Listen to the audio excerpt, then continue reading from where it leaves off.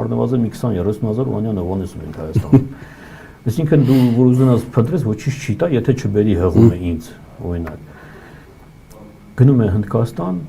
Հնդկաստանում հիմնում է առաջին դերասանական դպրոցը։ Դերասանական դպրոց է բացում, արդեն մտածում է դե այստեղ էլ ոչինչ չկա, Հնդկաստանում էլ հետադիմական, այսպես է, ու պատմում են, որ մի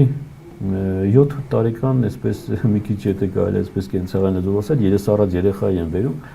չքավոր ընտանիքից, ասում են վարպետ, տես կարողանաս այս լացիրակից մի բան ստանալ, էլի թող կա դպրոց, այսպես, գիտես այդ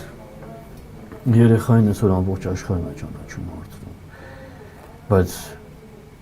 մեր տղայի անունը ոչ մեկ չի լսել, նույնիսկ հայերը չեն լսել, տղան դառնում է Ռաջ Կապուր, այսինքն ոնց կա Ռաջ Կապուր, տենց էլ մնում, հիմա ում էլ ասես Ռաջ Կապուր, գոնե աշխարհում է գիտեն, հա Ռաջ Կապուրին, հնդիկներն էլ գիտեն, նրանք էլ գիտեն, այս ամենի